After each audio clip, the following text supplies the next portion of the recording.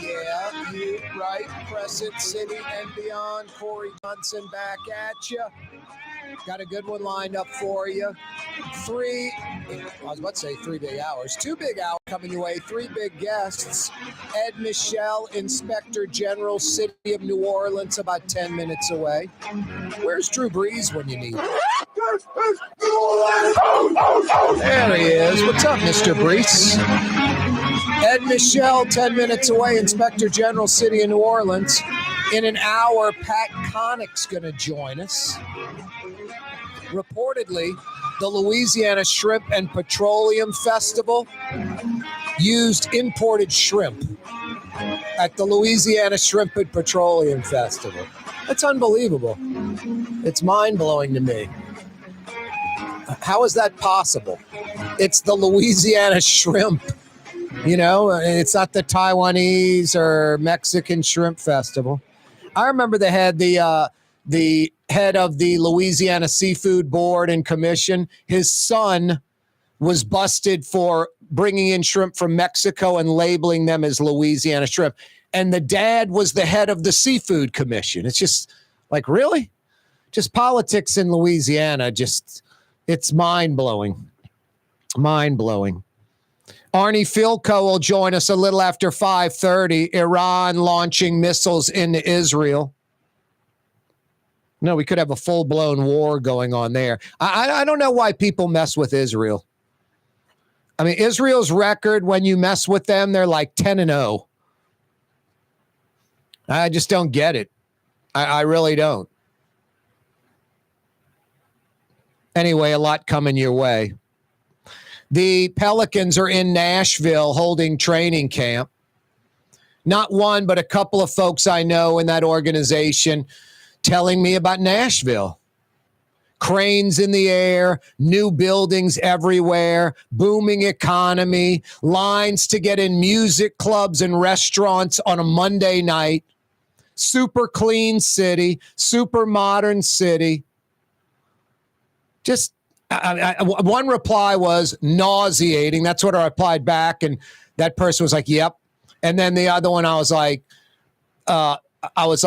they were saying something about Nashville. And I was like, and they replied, I said something and they said, ridiculous. And I said, ridiculous in a good or bad way? They're like, in a good way. And then they went off on what me and this other guy were talking about, cranes in the air, new buildings everywhere, clean city, lines to get in music clubs and restaurants, just a hustle and bustle.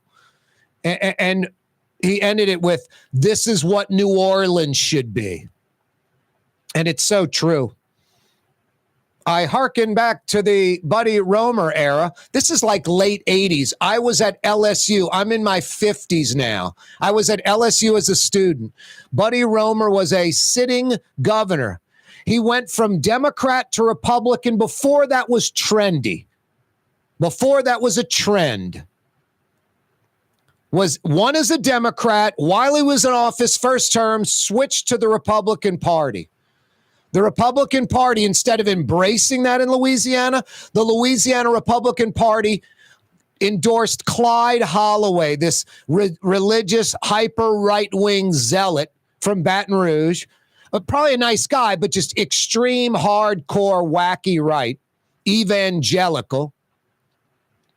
He garners like 7% of the vote, just enough to take away from the incumbent governor, Buddy Roemer, the Republican, and delivers us the Edwin Edwards, David Dork runoff.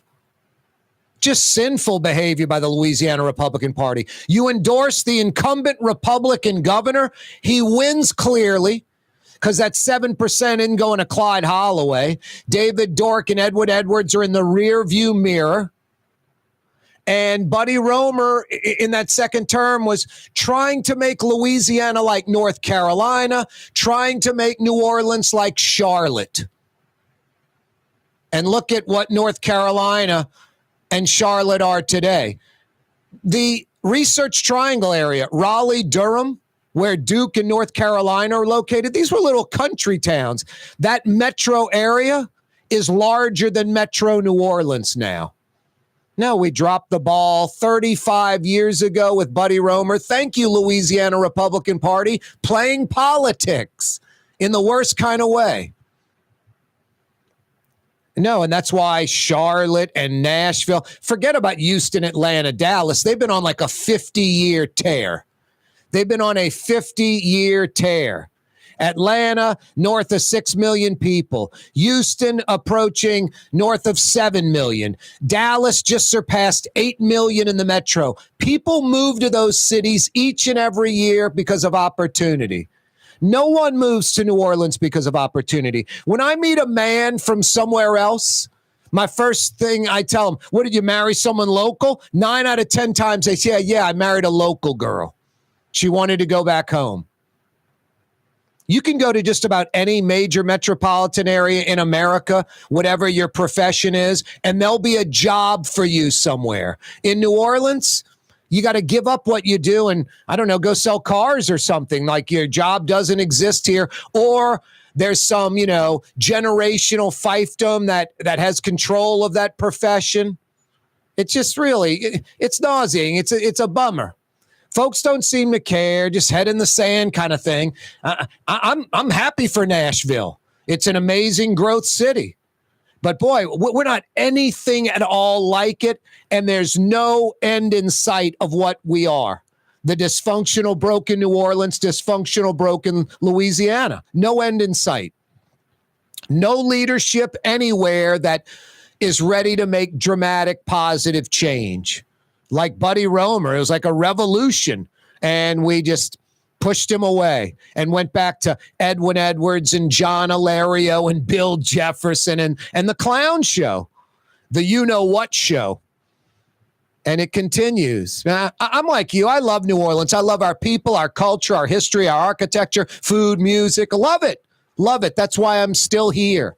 But my God, it is a little depressing when you see a Nashville just booming and exploding, Austin, Texas, booming and exploding, and New Orleans just sort of muddling around, man. Just no end in sight of our dysfunction.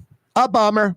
A bummer. All right, I'll cheer you up. Lebanon's Cafe's open till 9:30 tonight. They open up at 11 a.m. They roll till 9:30. Some of the finest Middle Eastern food anywhere. Right here in New Orleans, the Carrollton section of Uptown. Carrollton Avenue at Jeanette by the streetcar barn.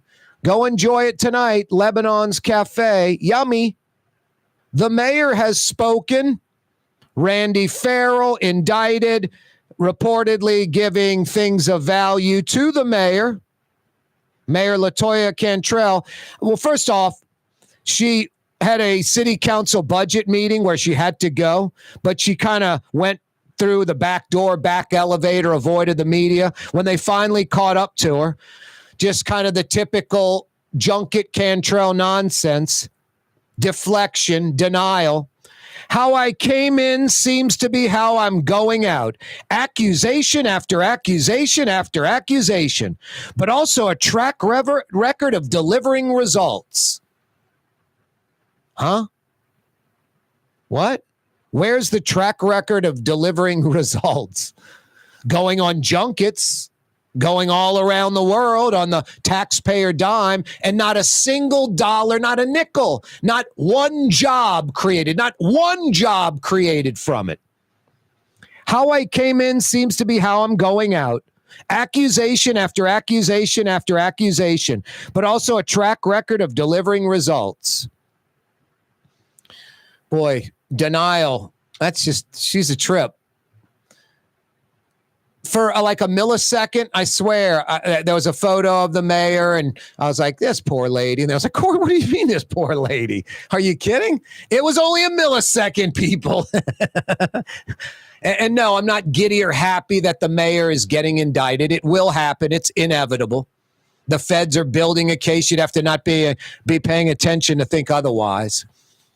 No, I mentioned it yesterday to New Orleans attorney Joe Responti.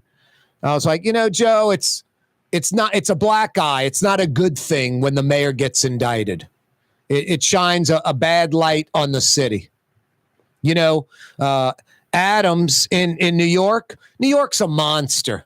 New York is bigger than any mayor.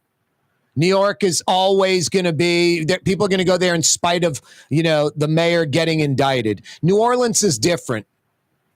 We're broken and dysfunctional, like I was saying. We can't have a mayor being indicted, especially with the Super Bowl coming up. Hey, it is getting comfortable out there, but you still need air conditioning, right? I got my AC running like on 74 right now. Honest air conditioning experts that come immediately. That's Total Maintenance, Fair and Honest Lucas and the boys. Find them in New Orleans and Baton Rouge. Think Total Maintenance. TM-AC.com. TM-AC.com. The Woodhouse Day Spa, with 5 area locations: New Orleans, Metairie, Slidell, Baton Rouge, and now Mandeville. A day of relaxation is just moments away at the Woodhouse Day Spa. WoodhouseSpas.com. The Port of New Orleans is the gateway to global commerce, the economic engine that moves Louisiana and our country forward. For more than 125 years, Port NOLA has continued to deliver the goods we use each and every day, by river, rail, and by road. No matter what, it all happens right here, delivering Louisiana's future at the Port of New Orleans, your working river. Learn more about your Port of New Orleans. Visit portnola.com. Did you know Rouse's sells only Angus beef? Angus beef's natural marbling means more succulence and flavor. Whether you choose Rouse's USDA Prime, Choice, or Select, it'll be only Angus beef when you get it at Rouse's. Tastes like home. River City's Total Maintenance keeps you cool, New Orleans. NOLAAC.com is your cool spot. Young's Dry Cleaning has free pickup and delivery. That's right. Young's Dry Cleaning has absolutely free pickup and delivery. Home or office, East Bank or West Bank. Call Young's at 288-8381 or online at youngsdrycleaning.com.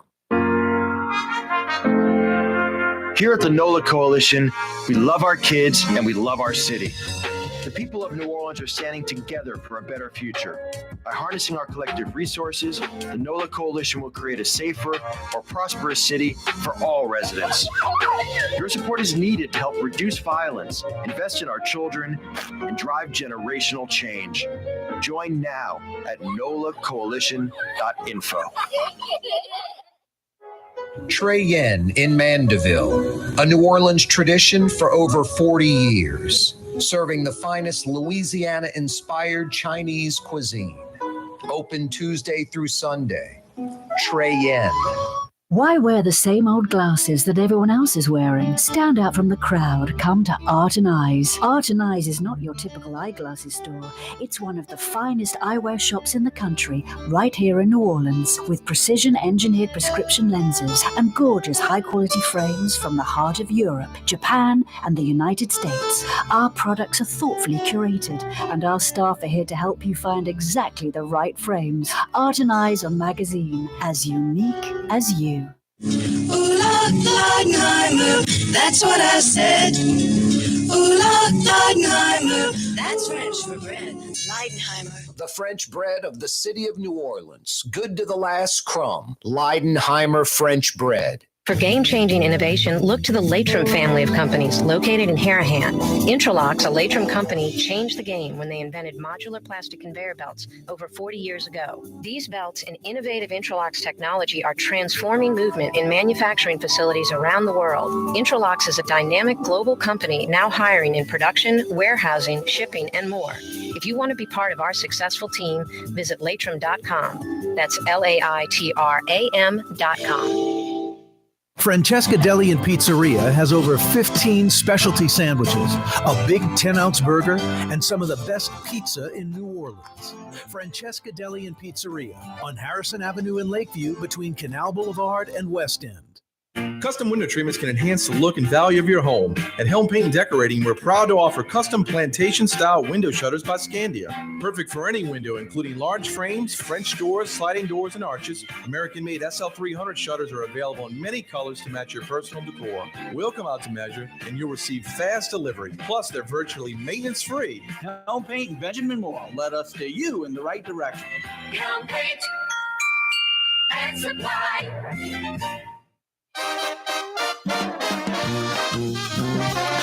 Welcome back, New Orleans. Katie's, as New Orleans as it gets, in Mid-City, Iberville, corner Tallahassee, the quintessential New Orleans neighborhood.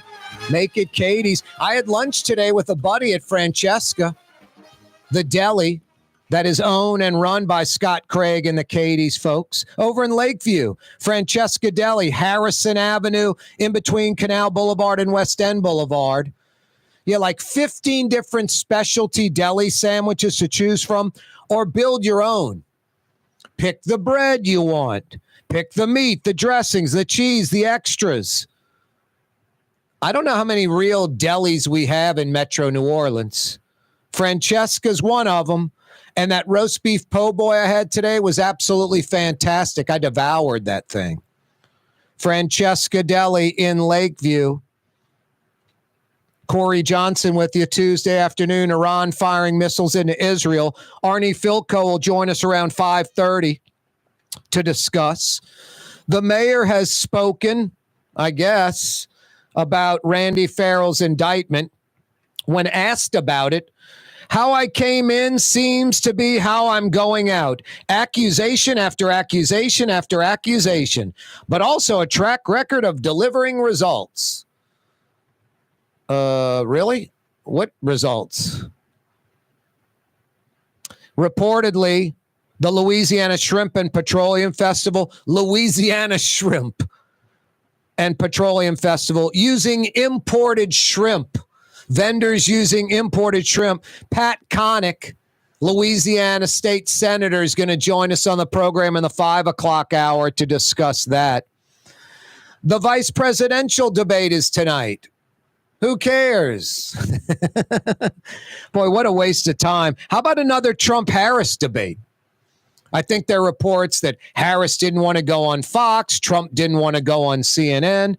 I don't know. If I'm Harris or Trump, I would take any debate anywhere by any moderator, because my attitude would be like, I can handle myself. I can handle it. Love getting this guy on the program. Yesterday, we had Jefferson Parish Inspector General Kim Chatelain. Today, Ed Michel joins us, Inspector General, City of New Orleans. How you doing, Ed? Good afternoon, Corey. Thanks for having me on. No, thanks for joining us, man. I was telling a buddy of mine the other day, boy, I love what Ed Michel does. He's a pit bull. He's aggressive. He's apolitical like he's supposed to be. He just follows the facts. I said, one worry about Ed Michel. And my friend kind of was like, what? I said, man, I just hope he doesn't burn himself out, because the amount of progress that office has made compared to the previous IG, it's like 1,000+% of more audits, investigations, et cetera, trying to get rid of fraud, waste, and abuse. Ed, I hope you're taking care of yourself and not burning yourself out in that job. Well, I'm definitely trying to take care of myself. We have increased our productivity exponentially, Corey. When I arrived here, we had 3 reports and very little money identified as potential economic loss to the city. And now we're up to about 19 reports a year, along with about 4.5 million last year identified in economic loss. And for this year, we're already up to about 20,500,000. And today's just October 1st. Wow. So we're doing very well. Yep, doing very well. Office pays for itself indefinitely. Ed, I love this. Safety and permits has had a lot of problems. We don't have to discuss the Hard Rock Hotel collapse or Randy Farrell being indicted. You guys have the power to do a lot, and this is really impressive to me. Tell us about how you basically have an Office of Inspector General employee, someone that works under you, that is now embedded in the city's Safety and Permits office. Sure. This coincides with our new initiative that we announced on September 26th. We wanted to ensure effective operations at the Safety and Permits Department. And, we believe this initiative is going to foster effective safety and permit practices, help them to develop methods to improve efficiency, boost their accountability, as well as lessen the potential for corruption at this very essential city agency. Now, basically, you guys will go do an investigation and audit, and then you will give a recommendation of what that office maybe was doing wrong, how they can improve efficiency, implement practices that make it operate better. Is this all part of that? Well, this will be a somewhat unprecedented move on our part, partially because the work that's performed by the Department of Safety and Permits is just very essential to maintaining a safe, functioning city. Safety and Permits is responsible for enforcing construction standards, the use of buildings and property. And, Corey, when sites are unsafe and infrastructure is unsafe, this can not only impede the city's daily operations, but it can prove even deadly when there's catastrophic building failure. And in this instance, at Safety and Permits, the examples of fraud, waste, and abuse have been continuous and ongoing over the course of the past decade. The OIG and our partnering agencies have identified numerous instances of fraud, waste, and abuse, as well as mismanagement. And those investigations have led to 19 arrests, indictments, and or resignation of Safety and Permit employees. So these patterns indicate that it's a systemic internal failure. And we've taken the unprecedented move of actually signing someone over at Safety and Permits because we need to, I feel at this time it's important to broaden our scope beyond weeding out the individual corrupt Safety and Permits employees and instead focus on rectifying the systemic issues at hand that have created this environment. Speaking of weeding out, you said 19? Over the course of the past decade, there have been 19 arrests, indictments, and or resignations of Safety and Permit employees. Wow. That is absolutely mind-blowing. 19 people. Unbelievable. Now, this person you have embedded in Safety and Permits, they're there like Monday through Friday, 9 to 5. They like have a desk. They're in that office.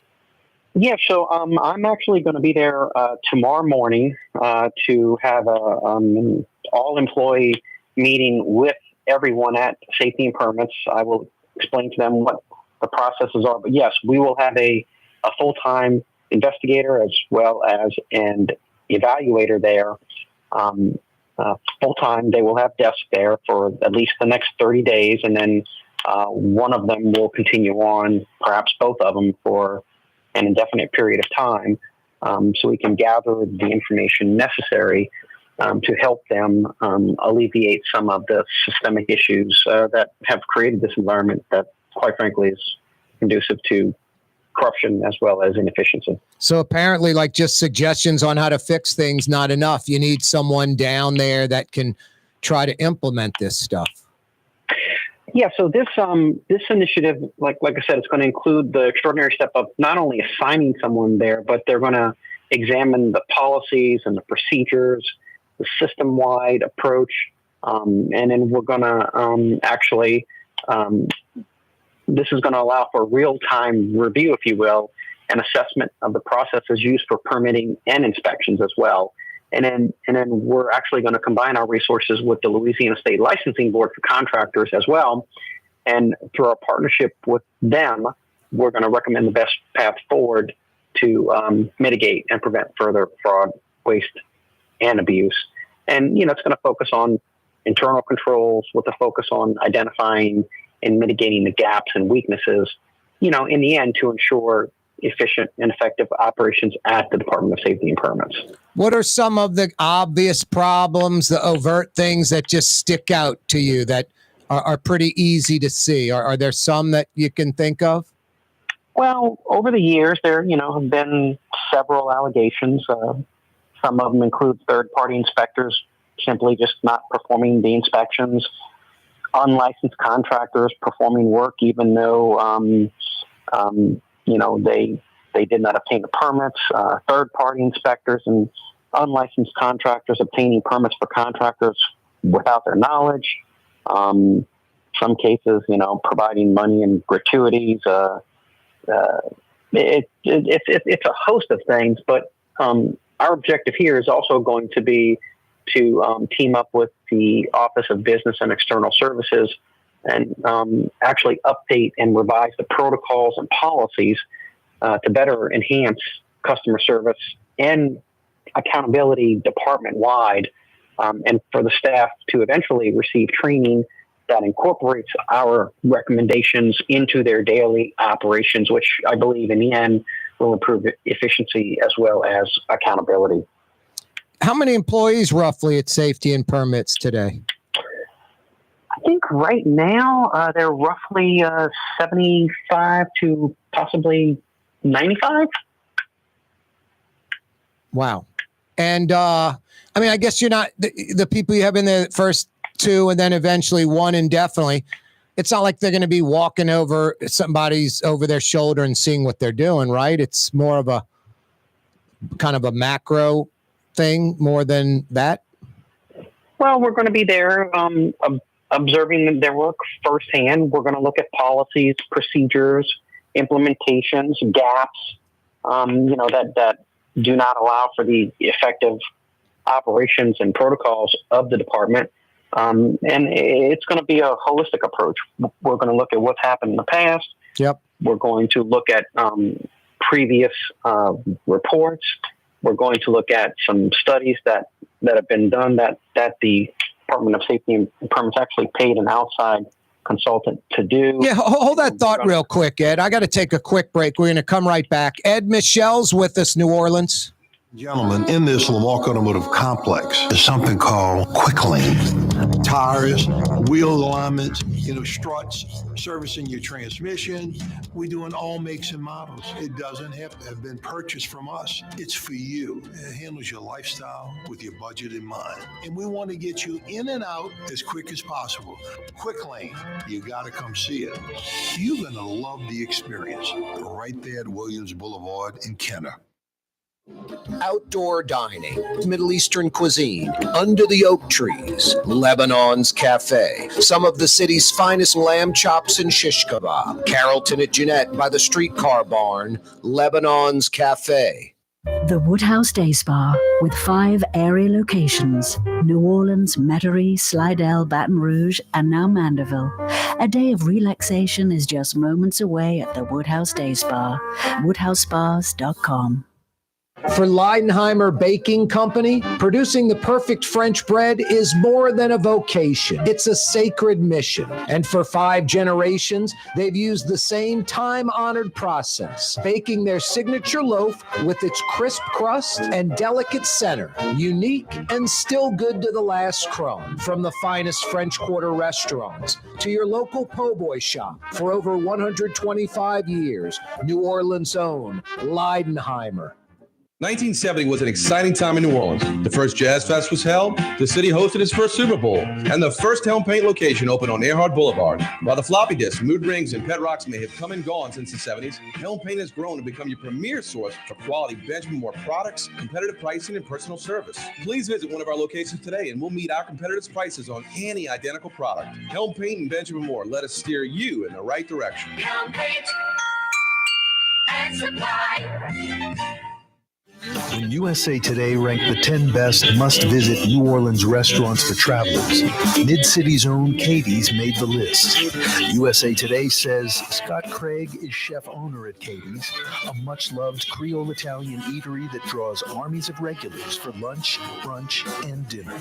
A neighborhood spot where locals congregate and New Orleans-style hospitality rules. Indeed it does. Katie's in Mid-City. For game-changing innovation, look to the Latrim family of companies located in Harahan. Intralox, a Latrim company, changed the game when they invented modular plastic conveyor belts over 40 years ago. These belts and innovative Intralox technology are transforming movement in manufacturing facilities around the world. Intralox is a dynamic global company now hiring in production, warehousing, shipping, and more. If you want to be part of our successful team, visit latrim.com. That's LAITRAM.com. Come experience the best smoothies in the metro area at Smoothie King. Jay and his father have been Smoothie King franchisees for decades on Jefferson Highway across from Oxnard, on Airline Highway at LaBarre by Causeway. Smoothie King. Why wear the same old glasses that everyone else is wearing? Stand out from the crowd. Come to Art and Eyes. Art and Eyes is not your typical eyeglasses store. It's one of the finest eyewear shops in the country, right here in New Orleans, with precision-engineered prescription lenses and gorgeous high-quality frames from the heart of Europe, Japan, and the United States. Our products are thoughtfully curated, and our staff are here to help you find exactly the right frames. Art and Eyes, a magazine as unique as you. Rouse's Market is hiring. With 65 stores, full or part-time employment, and flexible scheduling, Rouse's has a job for you, or maybe even a career. Apply at any Rouse's store or online at rouses.com. Francesca Deli and Pizzeria has over 15 specialty sandwiches, a big 10-ounce burger, and some of the best pizza in New Orleans. Francesca Deli and Pizzeria on Harrison Avenue in Lakeview between Canal Boulevard and West End. Hey, Young's Dry Cleaners has been at it since 1940. If you're tired of your dry cleaner and want to experience the best, youngsdrycleaning.com. They've got walk-up locations. They've got free pickup and delivery, East Bank, West Bank, home or office. And they have a thing called Young's Express. They're manless locker locations. Might be right under your nose, like literally where you live or work. A bunch of locations in the CBD, Warehouse District, out at Michoud, the foot of Vets at Heritage Plaza. To find out more, youngsdrycleaning.com. Ed Michel, Inspector General, City of New Orleans, is with us. Using all the tools in the tool belt. Ed, is this the first time, I think it seems to be, that you've had a Office of Inspector General employee embedded inside of a city agency, what you guys are doing with safety and permits? First time? Well, when the airport was undergoing significant additions to the airport, we had an investigator assigned out there. But this is actually the first time that, under these circumstances, that we've had a full-time investigator as well as an evaluator at a city entity. Not that it's any concern of you, but is there any pushback from safety and permits? Do you feel some people are uncomfortable with this, that they're thinking it's like an intrusion? Well, so, the OIG has a independent and objective oversight of, the city's budget, which is $1.4 billion, and assets that exceed $7.8 billion. And our mission is pretty clear. Those who, steal or misappropriate funds for taxpayer programs are going to be held accountable for their actions. And, if an entity receives city money in any form, our authority is all encompassing. We shall have access to all records, information, data, reports, plans, contracts, computer hard drives, instant messages, and any other material of the city council, the mayor, the city department, agencies, and all commissions. Our authority is very broad.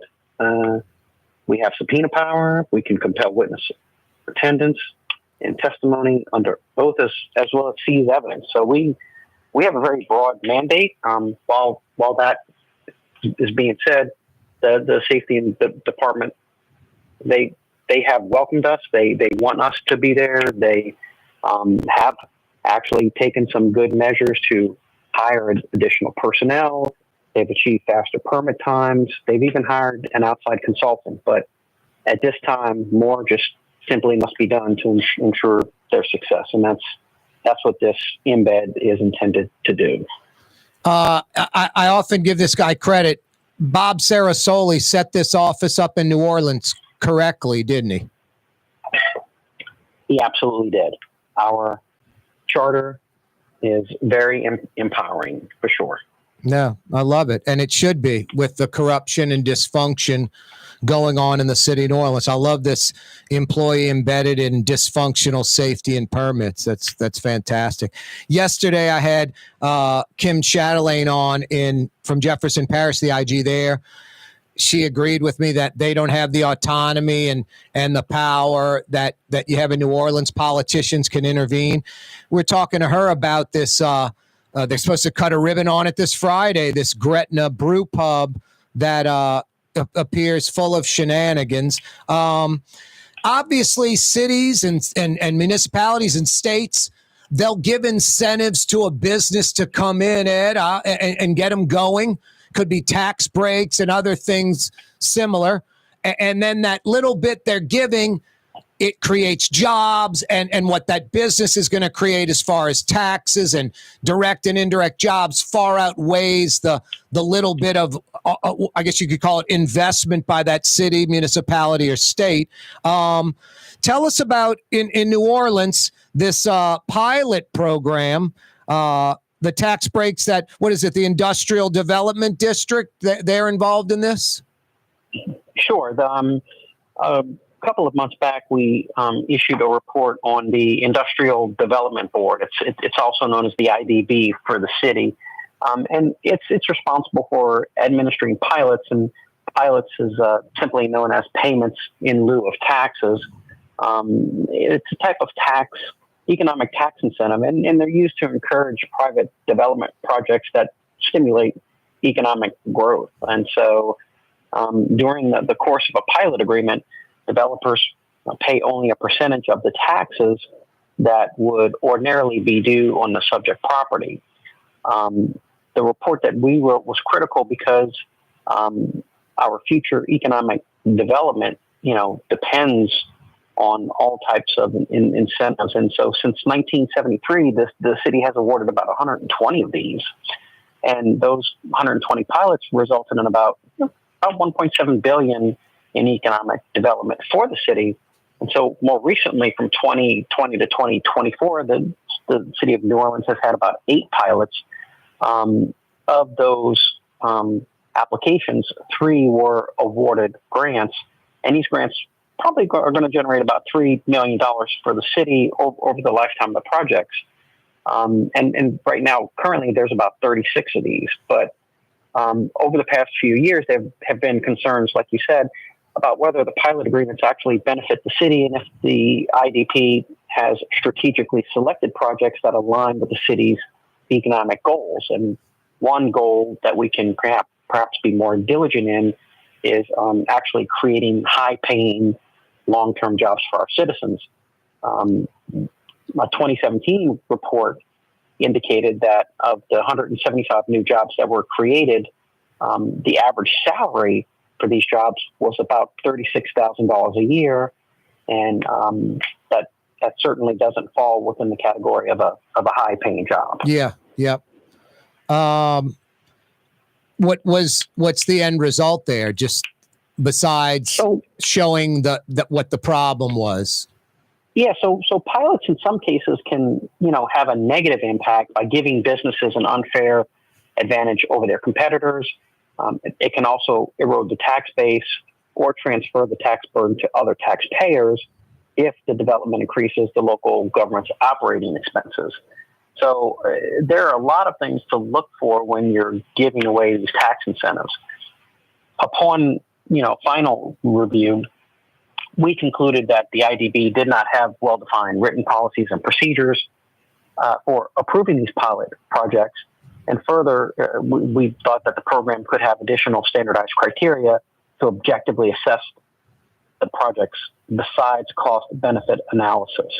We felt that additional measures could also reduce the potential for fraud, waste, and abuse in the selection process.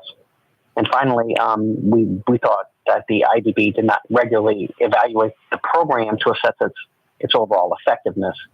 And the program actually failed to address many of the city's priorities for economic growth, specifically having long-term, high-paying jobs.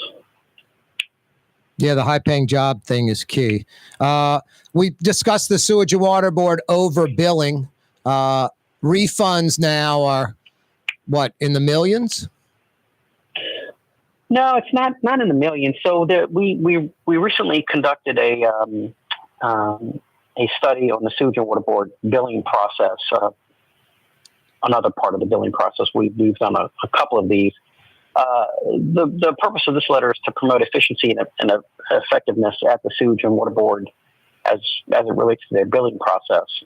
We found that the Sewage and Water Board did not accurately calculate the sewer volume charge for several of the residences, resulting in overcharges for their their monthly bills.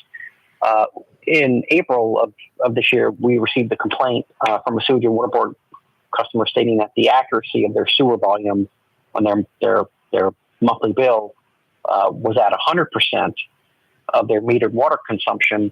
And the Sewage and Water Board has a policy that states that it should calculate the sewage and volume charge for residential customers at 85%, not at 100%. And that policy allows for the use of, watering your lawn and uses like that contribute no flow to the sanitary sewer. So we obtained a listing of the Sewage and Water Board residential customer counts for the month of March in 2024. And that consisted of about 130,000 residential customers, which were billed about $15 to $16 million for the month of March alone. And to verify the accuracy, we selected a sample of about 93 bills, totaling about $12,000. And we found that about 3.2% of the customers tested had actually an overcharge on their bills of about $61 per account. When you apply that rate out to the entire population for the month of March, like I said, a total of about $15 million. So it's estimated that for the month of March alone, that the Sewage and Water Board overbilled their customers about $80,000, and if you extrapolate that over a 12-month period, about $949,000. Wow, so almost $1 million. Wow. Hey Ed, we've got about no. Go ahead. Yeah, it's about $1 million. Yep. Got about a minute left. I saw on the website monthly reports. A future sheriff's department audit is on the way. Essentially, the sheriff's department spending way too much money during Mardi Gras. Yeah, so we have that report is to the purpose is to audit and evaluate the operating effectiveness of the Orleans Parish Sheriff's Office controls and expenditures as it relates to payroll and paid details. We issued a letter earlier this year to address the ongoing performance, and the auditors noted that the overtime rate of calculation that was paid basically was in violation of the Fair Labor Standards Act. So this report is going to be probably produced in about 35 days, and it's going to be, I think, very revealing to see how much money actually was overpaid, and this is city money. Yeah. Real quick, Ed, how can folks find these monthly reports? So they can log on to our website at NOLAOIG.gov, and they can also follow us. We're on X, Facebook, and Instagram. And if anyone would like to report tips to the OIG, you can do it directly to the hotline at NOLAOIG.gov. Ed Michel, keep up the great work. Love having you on the program. Thanks so much for the time. Thank you, Corey. Appreciate it. That's Ed Michel, New Orleans Office of Inspector General. Corey Johnson with you. We got a lot more coming your way. Don't go anywhere, New Orleans. Insurance Agency, Auto, Home, Flood, Business, 504-556-0809. Dave Miet, INSAgency.com. Dave Miet Insurance Agency, Auto, Home, Flood, Business, 504-556-0809. Dave Miet, INSAgency.com. From the owners of Katie's in Mid-City and Bienvenue in Harahan, an old school deli with over a dozen specialty sandwiches. Francesca Deli and Pizzeria on Harrison Avenue in Lakeview between Canal Boulevard and West End. Francesca Deli and Pizzeria. Ooh, Leidenheimer, that's what I said. Ooh, Leidenheimer, that's French for bread. Leidenheimer. For over 120 years, New Orleans' very own Leidenheimer French bread. Here at the NOLA Coalition, we love our kids and we love our city. The people of New Orleans are standing together for a better future. By harnessing our collective resources, the NOLA Coalition will create a safer, more prosperous city for all residents. Your support is needed to help reduce violence, invest in our children, and drive generational change. Join now at nolacoalition.info. Why wear the same old glasses that everyone else is wearing? Stand out from the crowd. Come to Art and Eyes. Art and Eyes is not your typical eyeglasses store. It's one of the finest eyewear shops in the country, right here in New Orleans, with precision-engineered prescription lenses and gorgeous high-quality frames from the heart of Europe, Japan, and the United States. Our products are thoughtfully curated, and our staff are here to help you find exactly the right frames. Art and Eyes on Magazine, as unique as you.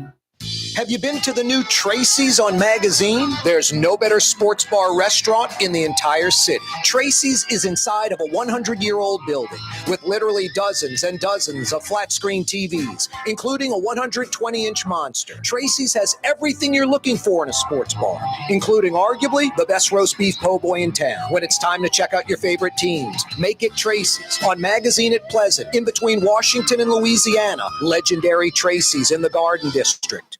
Rouse's Market is hiring. With 65 stores, full or part-time employment, and flexible scheduling, Rouse's has a job for you, or maybe even a career. Apply at any Rouse's store or online at rouses.com. Young's Dry Cleaning, with 2 walk-up locations with personal service. Young's on Claiborne and Young's on Harrison Avenue in Lakeview. Young's Dry Cleaning. Call 288-8381 or online at youngsdrycleaning.com. What actually lasts a lifetime? Not much, but at Helm Paint, we have something guaranteed to last a lifetime. Benjamin Moore's Regal Select. This paint and primer in one offers cutting-edge waterborne technology, smooth application, and long durability. Helm Paint and Benjamin Moore, your New Orleans paint store. The Port of New Orleans is the gateway to global commerce, the economic engine that moves Louisiana and our country forward. For more than 125 years, Port NOLA has continued to deliver the goods we use each and every day. By river, rail, and by road. No matter what, it all happens right here, delivering Louisiana's future at the Port of New Orleans, your working river. Learn more about your Port of New Orleans. Visit portnola.com.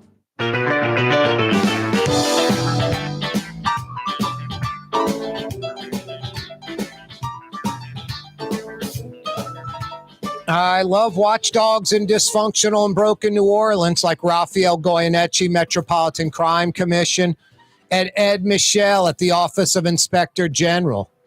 Independent, looking out for us. Anybody that would be critical or get offended by what they're doing, boy, you're putting someone in safety and permits and betting one of your employees there. Yeah, I love it. You know, New Orleans is broken. It has been for decades and decades. The state of Louisiana could use an Ed Michel type. Politicians don't like it. Look at Jefferson Parish. I had yesterday Kim Chatelain on. Jefferson Parish does everything they can do to control that office, to keep her down, to keep that office down. They were about to extend what her investigative powers were. Then they said no to that. When you let the inmates run the asylum, you're not going to get good results. Thank God for Bob Sarasoli almost 20 years ago setting this office up properly. I mean, we rarely do things right, but post-Katrina, we sought out an inspector general's office, and then we sought out an inspector general to run it. We go get Bob Sarasoli, who was, you know, the guy that handled the big dig in Boston, talking about money being spent inefficiently. You've got to redo that concrete wall because you didn't do it right. Things of that nature. And it was still way over budget. Think if he wasn't involved, how much more over budget it would have been and how much, you know, disaster could have potentially happened. Things caving in. And so we bring this guy in. He knows nothing about New Orleans politics, but he learned very quickly, because politicians were trying to befriend him, get on his side. He puts the office in the federal building on Poydras. You and I can't even get in that building. When he would have to go see somebody that requested a chat in city government, he'd meet him like in the lobby of the Pavilion Hotel across the street, something like that. No, it was brilliant. He set it up right. And then the city and the politicians came in and still broke it a little bit. They separated the IG, that the police monitor was under the IG. Now the police monitor is separate. It took about 30% of the IG's budget away with it. And someone tell me what the police monitor does. Nothing. It's a joke. It's a waste of money. It's politics at its worst. It's typical New Orleans BS. They don't do anything, much less the job they're supposed to do. They don't produce anything, much less being independent, fair, objective, and doing what they're supposed to do. It's a joke. So what the government, what politicians could do to that office, they did it. They tried to weaken it, but it's still got a set budget that is part of the city budget. So the city council, the mayor, can't go in and change it. No, and Ed Michel is a pit bull. Ed Michel is relentless. That do-nothing Derry Harper, he befriended New Orleans politicians. He was worrying about black and white and Democrat and Republican and who to be friendly with and all that. It's like my job. I don't befriend the people I cover. I avoid the big shots so I can come on and do my job fairly and objectively to the best of my ability, my best every day, better tomorrow. Now, I don't have a party at the end of the year after elections and invite judges and politicians to my house. I don't befriend them because I have to cover them. How are you going to cover your friends or your brother or your sister or your mother objectively and fairly? It's very difficult. But when they're not your friends, they're just politicians, elected official, people that have contracts, whatever, it's real easy because I don't care about them. I'm not out to get them, but I'm not out to kiss their rear end either. You know, I'm an equal opportunity basher and praiser. No, but when you become friends with someone in journalism and media, it's hard to cover them fairly and objectively. So I love Rafael Goyeneche from the Metropolitan Crime Commission. I love Ed Michel. I love that he is embedded in Office of Inspector General employee in the safety and permits, that broken, dysfunctional, city entity. It's brilliant. Who could be against that? Only someone that has pals or buddies there, that is a deviant themselves, that has some city contract and doesn't do any work for it. There's a lot of people that do that. There's a lot of politicians that set up friends and family and aren't in it for the right reasons, aren't civic-minded, working for us. So no, thank God Bob Sarasoli set up the Office of Inspector General properly. And thank God, like a do-nothing Derry Harper is no longer the IG, and you've got this pit bull, this relentless guy, Ed Michel. And I was serious what I said, telling a friend the other day. The only thing I worry about is this guy doesn't burn out. Bob Sarasoli was a little older. He had some health issues. New Orleans nearly killed him. He had to resign from the job. It was wearing him out. Now he's back in Boston, back home, and he teaches at a university, not an IG anymore, for health reasons. Smart. No, New Orleans has a lot of problems. You need someone young, aggressive, smart. I mean, so damn smart. Knows his business inside and out, Ed Michel. No, thank God for him. If you're a New Orleanian that cares about our city, thank God for Ed Michel. The Louisiana Shrimp and Petroleum Festival, Louisiana Shrimp and Petroleum Festival, vendors use imported shrimp. It's just mind-blowing. It really is. Pat Connick from the West Bank's going to join us. I've been talking about this for years, like seafood that comes into the state, crawfish, shrimp, whatever. The label on the packaging, the largest font, like Bernard's, they use like local names. Country or state of origin needs to be on that label in the same font size as the largest font, the same size lettering. So we know clearly. Restaurants are supposed to list where the seafood comes from. A lot of them do, and a lot of them don't. We'll talk with Pat Connick about that. And the Louisiana Shrimp and Petroleum Festival reportedly using imported shrimp. Arnie Fielkow will join us in about 35 minutes to discuss Iran attacking Israel.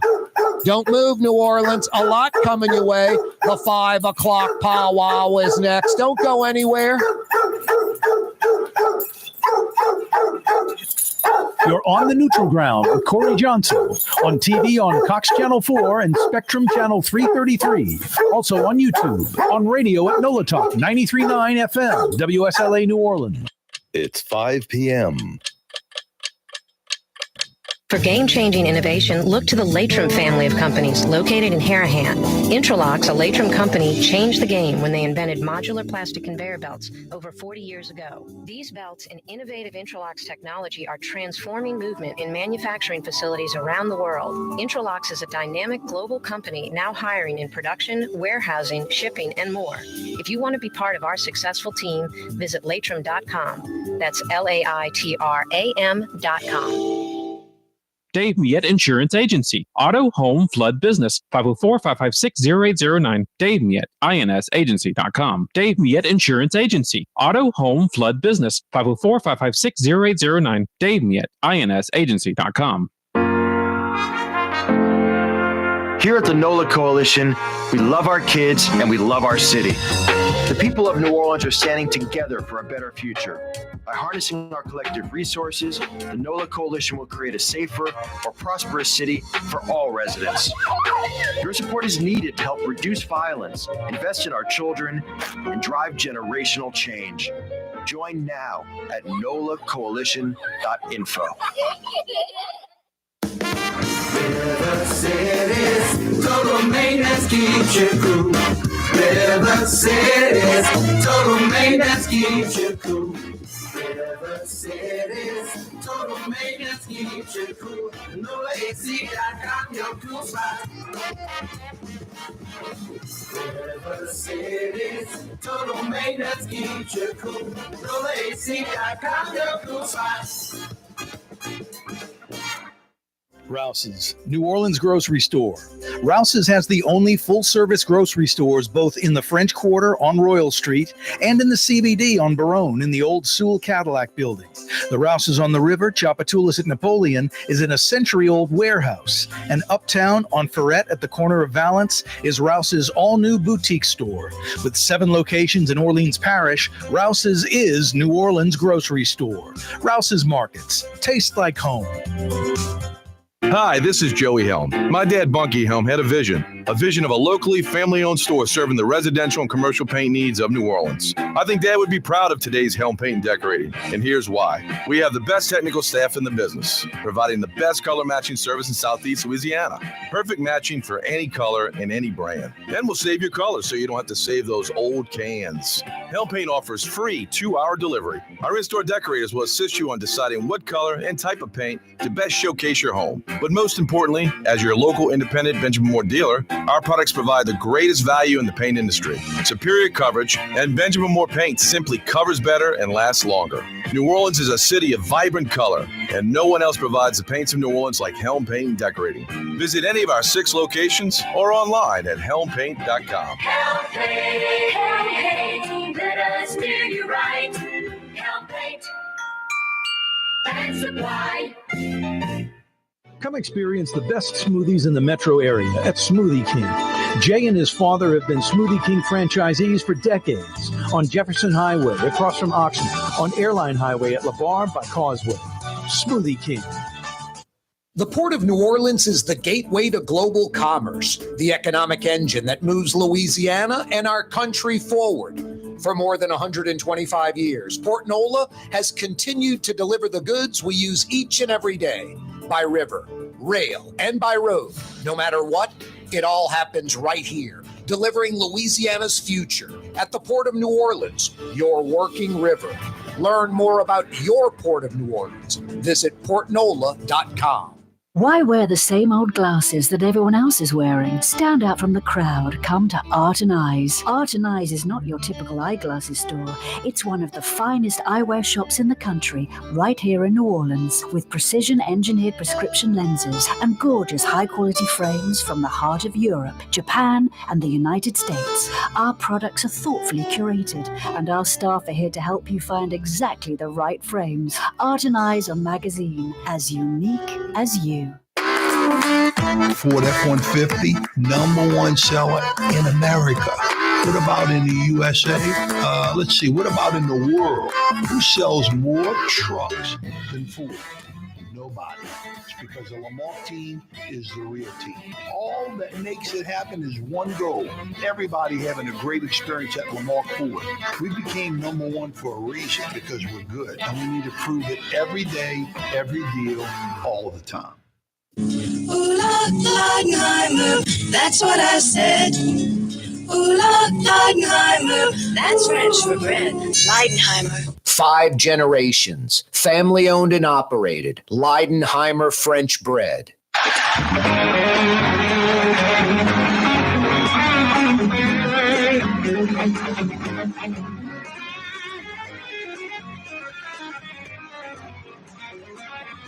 Yeah, you, right, Crescent City and beyond. Corey Johnson back at you.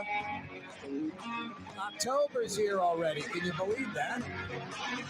Where's Drew Brees? I could use him about right now. Mr. Brees, please. It is indeed New Orleans, Louisiana. Thank you, number 9, for that. Got a good 5 o'clock powwow brought to you on this Tuesday afternoon. If you missed the 4 o'clock hour, good 25 minutes with Ed Michel, New Orleans Inspector General.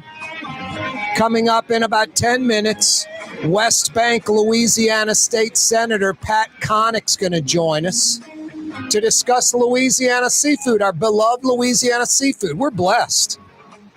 Got the greatest seafood in the world right here, the best bounty. Everything you want.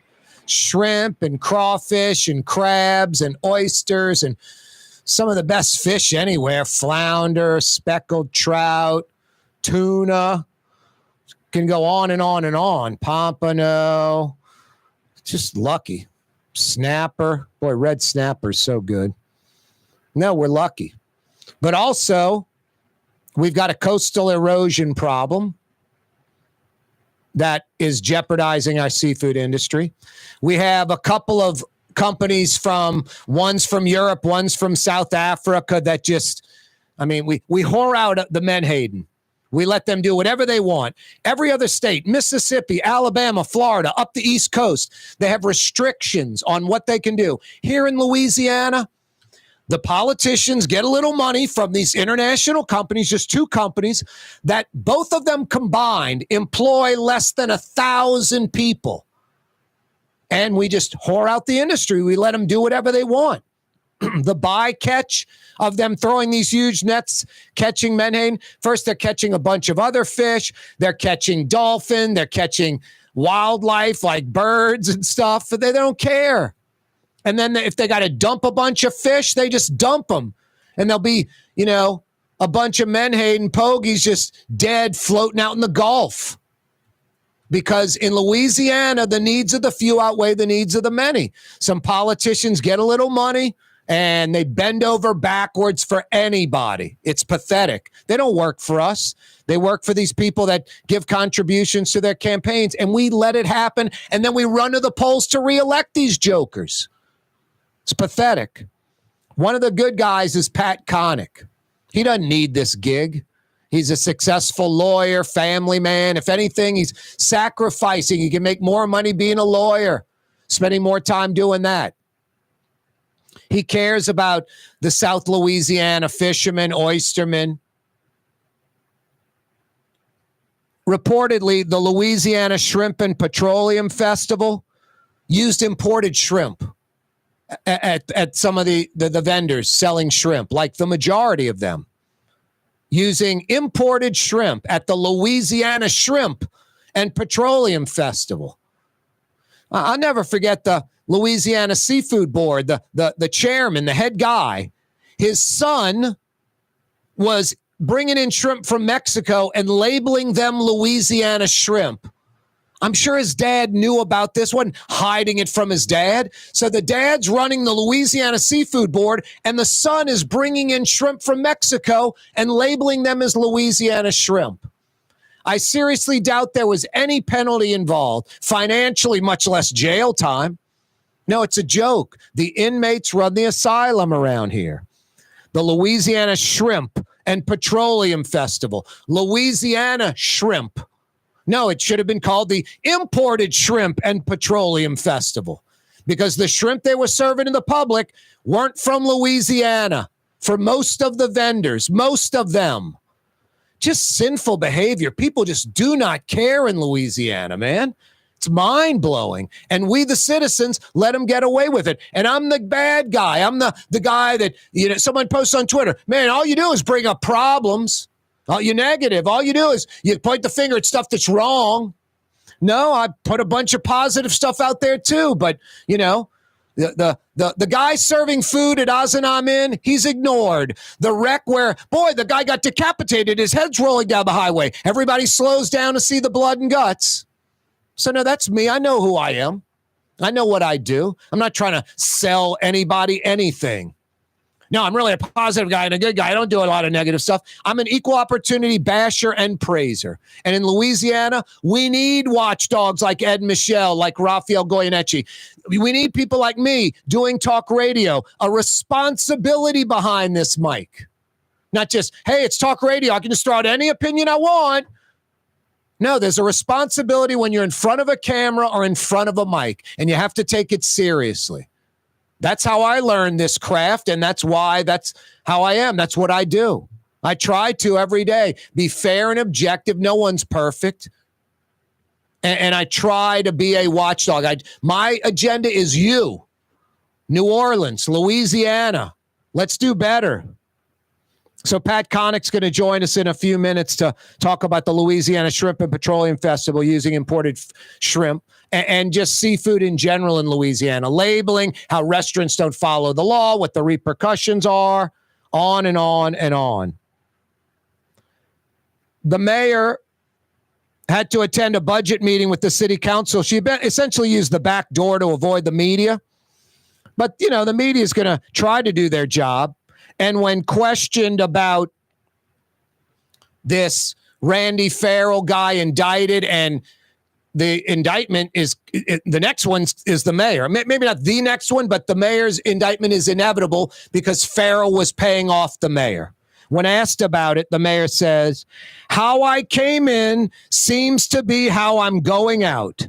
Accusation after accusation after accusation, but also a track record of delivering results. I mean, we know what the mayor has done. What we should have known when the mayor was elected, but New Orleanians don't care. We're concerned with black and white and Republican and Democrat. TD and all this nonsense. I call her Junket Cantrell because she's gone on so many junkets. Those are taxpayer financed trips that are strictly a vacation. If anyone can name a single dollar or a one individual, just one person, that a job was created from any of these trips, I'd love to hear about it. No, we should have known day one, but we overlooked this crap because we embrace the Edwin Edwards, the John Ilarios, the Bill Jeffersons. There's a wing at the legislature, like at the Senate, a hall, John Ilario Hall, the Ilario Center, named after his dad. It is sinful, crappy behavior, what we accept. John Ilario is a deviant. His resume is a blank page. He's essentially done nothing on a 45-year career. His mentor is Edwin Edwards, the criminal, the deviant king, Bill Jefferson. His family it's like a RICO thing. It's like the mob. What family member wasn't involved in deviant behavior? I mean, Mose Jefferson, a 110% piece of crap, garbage, a worthless human being. And Bill's not too far behind. He's an old man now, quietly gone away, thank God. No, the stuff we accept is embarrassing. No, and this mayor, she comes in, if you remember, as a city council person, using the city council credit card as a personal line of credit. And we all know her financial problems that still exist today. Liens on the house, taxes not paid, her deceased husband owing banks money, on and on and on. It's terrible. And that's the person we elect as mayor. What did we expect? Oh, she's going to clean up her act, the petty little line of credit thing, which really, at the very least, is immoral, low integrity, no honor, no pride. Unethical, and in some states, illegal, should have been here. No, the credit card is a personal line of credit. That should have been a flare sent up like, don't vote for TD. Instead, a 2-term mayor. And just like C. Ray Nagin, gonna be indicted.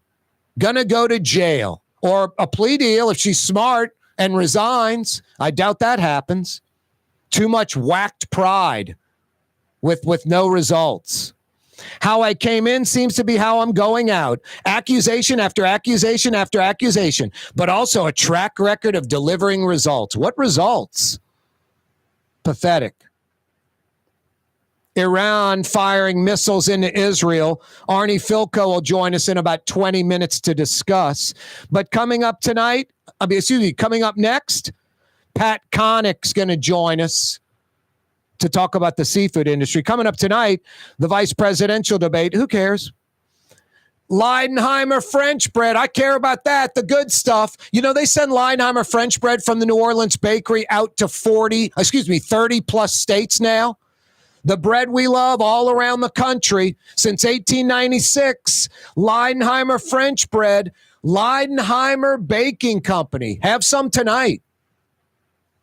Custom window treatments can enhance the look and value of your home. At Helm Paint and Decorating, we're proud to offer custom plantation-style window shutters by Scandia. Perfect for any window, including large frames, French doors, sliding doors, and arches. American-made SL300 shutters are available in many colors to match your personal decor. We'll come out to measure, and you'll receive fast delivery. Plus, they're virtually maintenance-free. Helm Paint and Benjamin Moore. Let us steer you in the right direction. Helm Paint and Supply. Young's Dry Cleaning, with 2 walk-up locations with personal service. Young's on Claiborne and Young's on Harrison Avenue in Lakeview. Young's Dry Cleaning. Call 288-8381 or online at youngsdrycleaning.com. The Port of New Orleans is the gateway to global commerce, the economic engine that moves Louisiana and our country forward. For more than 125 years, Port NOLA has continued to deliver the goods we use each and every day. By river, rail, and by road. No matter what, it all happens right here, delivering Louisiana's future at the Port of New Orleans, your working river. Learn more about your Port of New Orleans. Visit portnola.com. Rouse's Market is hiring. With 65 stores, full or part-time employment, and flexible scheduling, Rouse's has a job for you, or maybe even a career. Apply at any Rouse's store or online at rouses.com. River City's total maintenance keeps you cool. River City's total maintenance keeps you cool. River City's total maintenance keeps you cool. NOLAAC.com, your cool spot. River City's total maintenance keeps you cool. NOLAAC.com, your cool spot. There's a Middle Eastern restaurant that's less than 5 minutes from where Causeway and River Road meet, Lebanon's Cafe. Convenient to Old Metairie and Old Jefferson. Carrollton at Jeanette on the streetcar line, Lebanon's Cafe. The Woodhouse Day Spa, with 5 airy locations: New Orleans, Metairie, Slidell, Baton Rouge, and now Mandeville. A day of relaxation is just moments away at the Woodhouse Day Spa. WoodhouseSpas.com. Have you been to the new Tracy's on Magazine? There's no better sports bar restaurant in the entire city. Tracy's is inside of a 100-year-old building with literally dozens and dozens of flat-screen TVs, including a 120-inch monster. Tracy's has everything you're looking for in a sports bar, including arguably the best roast beef po' boy in town. When it's time to check out your favorite teams, make it Tracy's on Magazine at Pleasant, in between Washington and Louisiana. Legendary Tracy's in the Garden District.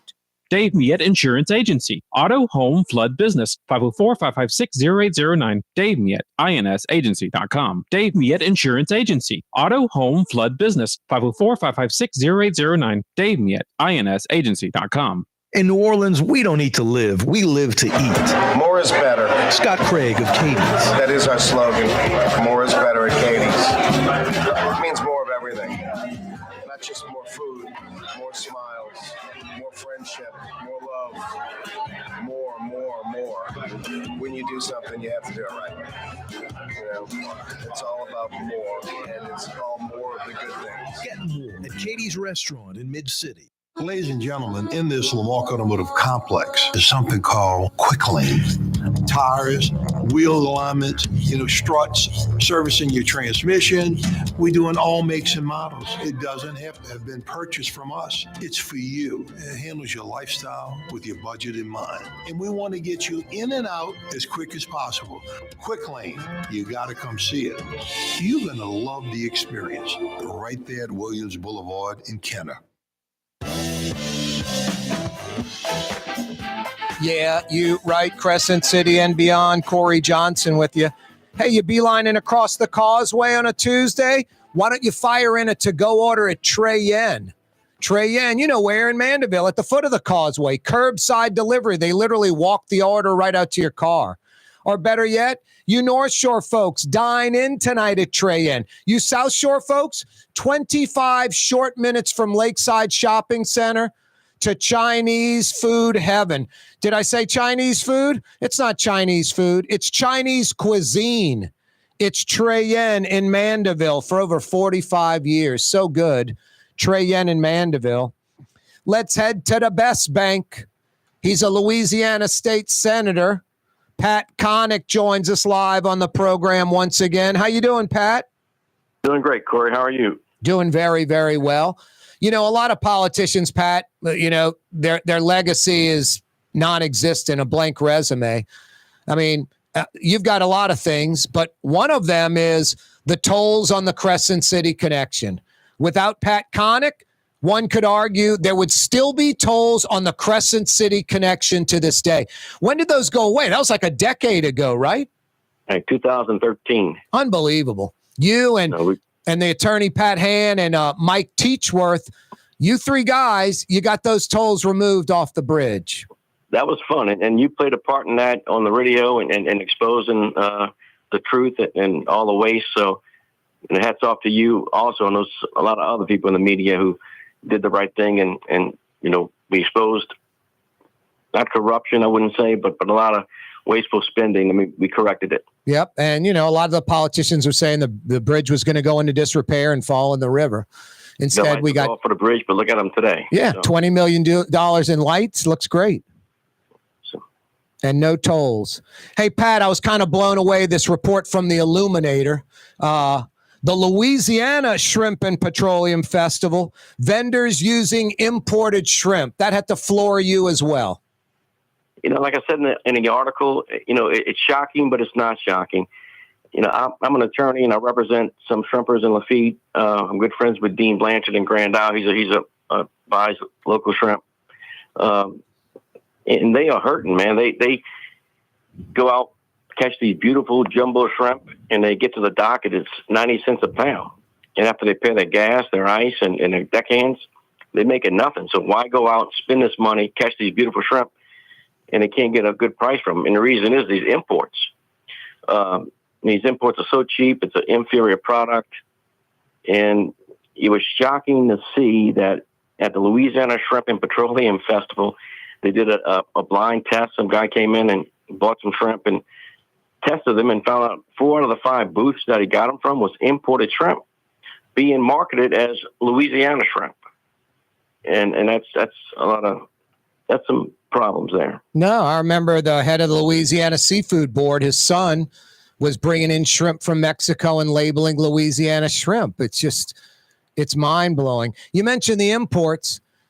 I know you're like me. You only eat Louisiana seafood. I mean, unless it's something like Maine lobster. The Chinese imports like drywall, like sheetrock, they screwed up. I don't feed my dog any dog treats from outside the United States. I definitely would not eat seafood from somewhere else. The standards are lower. And what's the inspection rate on the seafood coming into the country? It's like 5%, right?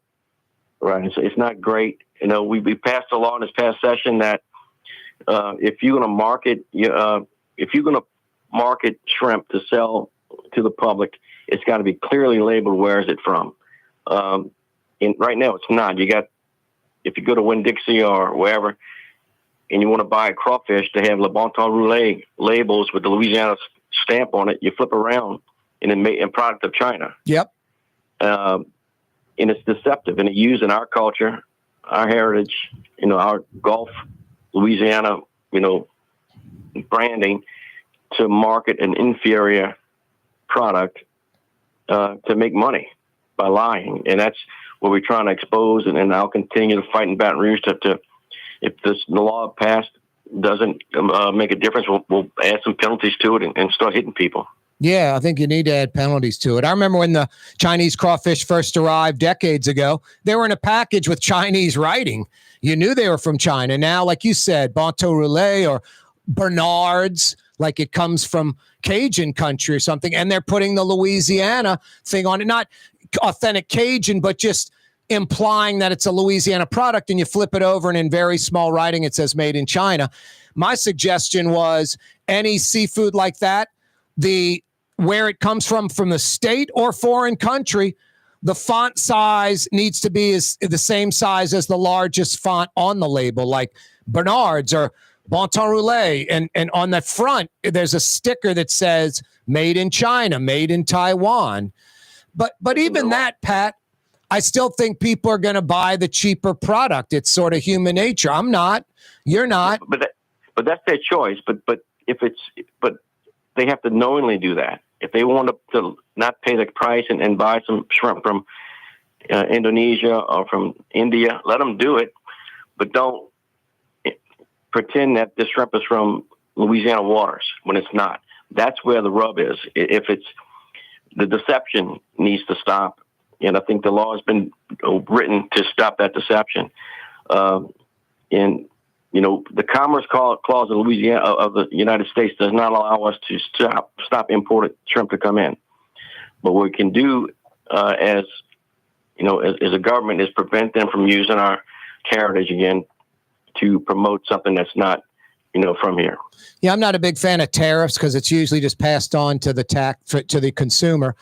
But literally, we can't say no imported seafood in Louisiana, or even specific things like no imported shrimp, no imported crawfish. We can't ban that stuff. Yeah, the federal law is called preemption. The federal law prevents that from happening. And there's case law out there. And federal court Judge Zaney had a case that, the importers sued and won because it was more economically driven. But I crafted the law that it would be more deceptive trade practices where you cannot imply, that a product is from Louisiana when it's not. And this was written so it can sustain. If somebody sues the state, we can win based on the law. So my hope is, and my goal is to help these shrimpers locally to stay in business and to keep a good supply of Louisiana shrimp available for those who want it. And we're going to keep working to make sure that happens. I don't know how we can do it. I mean, I'm not into these kind of practices. I think it's sort of anti-capitalism, anti-America. But I think the only way we can save the shrimp and crawfish industry in this state is not allow anything imported into the state. But I guess you'd have to have a whole lawsuit and fight this commerce law, right? Yeah, it's in the Constitution. So, yeah. But we're going to keep working. We're going to keep exposing these guys. I'm going to call the guy who did the testing. I got his number from the author, Wes, who did the article. And I want him to come in and go to the Westwego shrimp lot undercover, go test some shrimp, see if we when we buy the shrimp from Westwego, is it locally caught shrimp or is it out of the country? But that when we expose that kind of activity, then hopefully things will change. And when you go buy shrimp, you need to know what you're buying. Don't lie to us. Yep. And I think that's a simple demand that we deserve. Now, another law that's even older, all restaurants on the menu have to say where the seafood comes from. And I would clearly say the majority of restaurants do not follow that law. And we discussed that in Baton Rouge. Restaurants were cited for not having on the menu. Like some restaurants have on the menu, at times we serve imported shrimp, imported seafood. Now, what does that mean? So we got to clear that up. But we are, we want to not hurt the restaurant industry, but again, don't deceive the public. You saw what happened in Biloxi with Mary Mahoney's. Yep. They got some of those folks are going to jail for lying about, we have red snapper from the Gulf when it was, from South America. And it wasn't even snapper. And it's millions of dollars that they sold using the wrong, implying it was something that it wasn't. No, and it wasn't even snapper. I think it was like tilapia or something like that. Right. Why aren't there penalties involved, financial penalties or even jail time in Louisiana? That seems like the only way to get the restaurants and the importers to label this stuff properly. And maybe even a law where, like I was saying, the font size equal to the largest font on the package because of the Bon Temps Roulé or Bernard's. And then the Louisiana mention. It's just it's not right. It's 110% deceptive. Yeah. January 1st of this year, the law goes into effect. In the way the law is written, the font's got to be Arial black. If you type in Arial black on your word perfect, you see that font, and I think it's like 16 points. So it's going to be pretty well displayed where the product is coming from. And the law allows if the Department of Health goes in and sees that the product is not labeled, we can seize it and get it out of the retail market. Nice. But the retailers wanted a delay in that so they can get all the product that has been properly packaged and already out of the system. And so when this new law goes into effect January 1st, it should be properly labeled. And when you go buy shrimp or crawfish from Rouse's or wherever, you're going to know where it's from. And you have the option to buy it or buy the good stuff. Yeah, no, I'm still perplexed why people buy the inferior stuff, especially when it could be dangerous. It's not tested, could have high mercury levels, all kind of different stuff. Like I said, the Chinese figured out a way to screw up drywall, sheetrock. That's the Taiwanese did that. But it's all farm raised, products that they put antibiotics in the water so they don't get sick, they don't die. Yep. And once that's imported, you consume that, you're eating all those antibiotics. All right, I love the country of origin and the font size and in a bold. I love all that. What's the next step? Financial penalties, jail time, and also how do we get every restaurant to say where the seafood comes from? Because right now the vast majority are not. Yeah, but I think this law is going to make that change. In the past, if the Department of Health went in and they saw that the menu was not properly labeled and they go in the freezer, it was labeled product of United States seafood we serve, and they go into the back and they find out it's from India, they would get a warning.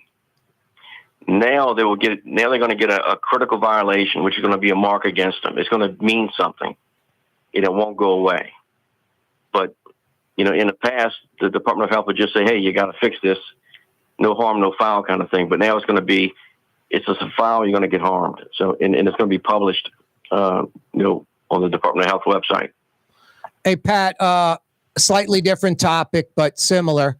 The Pogie industry, the Menhaden industry, there's a European company, there's a South African company, just two companies. They employ a few hundred people each. Mississippi, Alabama, Florida, all up the East Coast, we have harsh, strict regulations they do about, Menhaden. In Louisiana, it's like a free-for-all. And the bycatch is obnoxious. Even like pelicans and birds in the nets. They release a bunch of dead pogies if they don't feel like bringing them in or they made some mistake or whatever the case may be. Why do we sort of whore out this Menhaden industry? Why do we act as if, there's an endless supply of Menhaden? I know it's the number one fish that is caught in Louisiana, but also those fish, trout and redfish and all these other fish we eat live off the Menhaden. Why do we kind of whore out that industry to two companies that are foreign and the total number of employees, it's like in the hundreds? It just seems the needs of the few outweigh the needs of the many. What's the deal with that? I kind of disagree with you on that.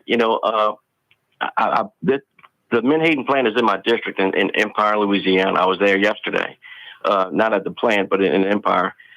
They employ about 300 people. They work about 6 months a year. And I was like, I took the same position you did, but when I start looking into it more and more and more, the coast of Louisiana is so different than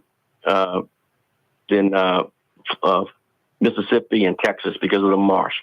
The amount of fish of Menhaden are just overwhelming. And the bycatch is not as, you see the stuff on Facebook, and that's one incident, but the overall bycatch isn't that tremendous. Now, there's always been a fight between the Menhaden industry and the recreational fishermen, and there's a balance there. This past year, the Menhaden companies agreed to push back about a half mile off the coast, and their catch has hurt. As for a foreign company, I met with the owner of this company. He's a great guy, and if you meet him, and you would see him, and he wants to do the right thing. These 300 families that this industry provides for, that's the only thing going down happening in Plaquemines Parish. So there's got to be a balance, Corey. We can't just throw this company out there. Hey, you're foreign, get out of here. Shell Oil is a foreign company. They got many all up and down the river. You got foreign investments. So we have to work together. We got a working coast. We got a lot of fish, a lot of Menhaden, and it provides jobs. And we want to keep the trout and the redfish, in good supply, good stock. And we have been working. I mean, every year I go up to Baton Rouge, there's this battle. But I think last year they got together, both the Menhaden companies in the folks from the CCA, the great people who do the recreational fishing, and they came to some agreement, and that's what we're working on now. So keep an open mind on that. And if you want a tour of that plant and you want to go on that boat, let me know. Okay. No, fair enough. I like that answer. I'd like to do that, Pat. Now I will keep an open mind about it. Hey, any final thoughts? That's it. And I guess it's not just the West Wego lot, grocery stores, anybody selling seafood. That guy that went into the Louisiana Shrimp and Petroleum Festival, guy should be hired by the state and go do that all over the place secretly, right? We have to make sure that we have a good test that it's accurate, because we don't want to accuse somebody that's not, falsely. But demand Louisiana shrimp, ask for it, look at the label, don't be fooled, pay the extra price. It's not going to hurt you, and enjoy good seafood. Yeah. Support local fishermen. No, a superior product. It's only pluses. Hey, Pat, keep up the good fight. Thanks so much for joining us. You too, Corey. Enjoy those lights on the bridge. Take care. I will. They're great. That's Pat Connick, Louisiana Senator from DeBest Bank. Corey Johnson with you. When we come back, Arnie Fielkow is going to join us. Rouse's Market, best quality, best price, best selection. It tastes like home and convenience. Rouse's opens at 7. They close at 10 p.m. They're there for you. It's Rouse's Markets. River City's total maintenance keeps you cool. River City's total maintenance keeps you cool. River City's total maintenance keeps you cool. NOLAAC.com, your cool spot. River City's total maintenance keeps you cool. NOLAAC.com, your cool spot. Why wear the same old glasses that everyone else is wearing? Stand out from the crowd. Come to Art and Eyes. Art and Eyes is not your typical eyeglasses store. It's one of the finest eyewear shops in the country, right here in New Orleans, with precision-engineered prescription lenses and gorgeous high-quality frames from the heart of Europe, Japan, and the United States. Our products are thoughtfully curated, and our staff are here to help you find exactly the right frames. Art and Eyes are magazine, as unique as you. Custom window treatments can enhance the look and value of your home. At Helm Paint and Decorating, we're proud to offer custom plantation-style window shutters by Scandia. Perfect for any window, including large frames, French doors, sliding doors, and arches. American-made SL300 shutters are available in many colors to match your personal decor. We'll come out to measure, and you'll receive fast delivery. Plus, they're virtually maintenance-free. Helm Paint and Benjamin Moore. Let us steer you in the right direction. Helm Paint and Supply. Young's Dry Cleaning has free pickup and delivery. That's right. Young's Dry Cleaning has absolutely free pickup and delivery. Home or office, East Bank or West Bank. Call Young's at 288-8381 or online at youngsdrycleaning.com.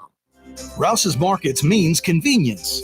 Every one of our 65 locations opens at 7 a.m., some at 6:30, and they're open until 10 p.m., with some staying open till 11 or even midnight. Convenience. Rouse's Markets. Tastes like home. If you wear prescription eyewear or you need a great pair of sunglasses, there's really only one place to go in New Orleans. Art and Eyes on Magazine, the highest quality eyewear anywhere. Art and Eyes on Magazine, in between Napoleon and Louisiana, on the riverside of Magazine. Check them out. Art and Eyes New Orleans, Louisiana.com. I guess it's Art and Eyes New Orleans, LA.com. Or Google them. Art and Eyes on Magazine. Former New Orleans City Council President, now just concerned citizen of the Crescent City, Arnie Fielkow joins us again on the program. How you doing, Arnie? Hey, Corey. How you doing? Doing great. Folks would love to see the fire truck out again and you running for mayor, but I don't think it's going to happen, huh? I think those days probably have passed, but that fire truck brings back some really fun memories, no doubt about it. Yeah. No, you were one of the good guys on the council trying to save the city, trying to turn the city into a positive direction, and we still seem to be bogged down in the past. The Pelicans are in Nashville at training camp.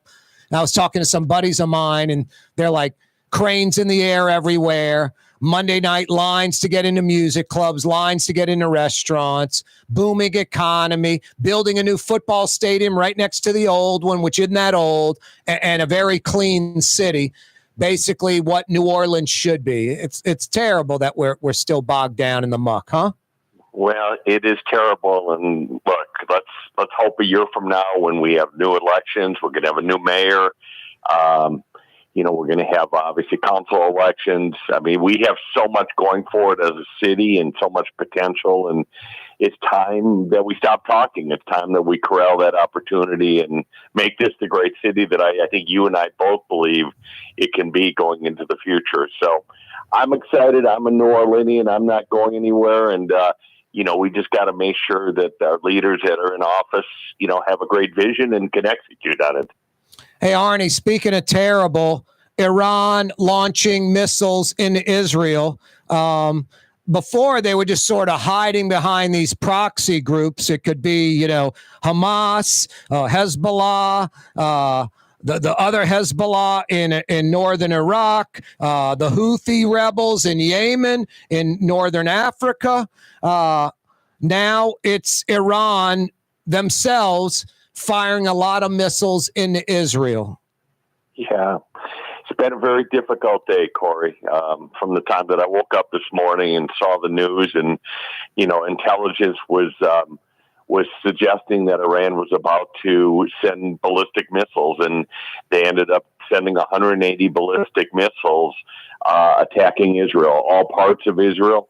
Thank God, as best as we know, there's only one casualty, who unfortunately is a Palestinian from Jericho. But some of the missiles, or at least the after effects of the missiles, have impacted physically parts of Israel. And I think the world is now bracing for what Israel's response is going to be. And as one person, and just my opinion only, I think Israel needs to take a very forceful response. This is the second time in 6 months that Iran has attacked Israel directly. That has never occurred, and you just can't tolerate it. Israel is fighting a multi-front war, and it doesn't have issues with the people, with the Iranian people, with the Lebanese people, with the Palestinian people. What it has problems with is terrorists and proxies of Iran. And at some point, you have to put your foot down and just say enough is enough, and we're not going to tolerate it. And candidly, Corey, I believe the Lebanese people and I believe the Iranian people, would like to see a different paradigm in the Middle East. They don't want to live under the evil of Hamas or Hezbollah or the Houthis. I mean, that's not life. Okay. And I know Israelis don't want to continue to live in conflict day after day. So I think a very forceful response is not only necessary, but I do believe it's forthcoming. And I believe that this could change the future of the Middle East, hopefully in a positive direction. Now, I agree with everything you're saying about the people of those countries, especially the young people, 40, 30 and under.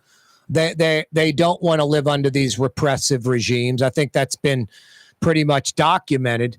The forceful response, I don't see Israel doing anything but a forceful response with Iran, probably targeting some key things like nuclear sites or petroleum sites, military sites, keying in on terrorists and where they live. My big question, Arnie, is the United States going to be forceful? Yeah. Well, I think that's a great question. And I think that's what, in many ways, the world is going to be watching. And I'm going to say this directly. I am a Kamala Harris supporter. I'm a lifelong Democrat. I want her to win. I think Trump would be a disaster as a president of this country again.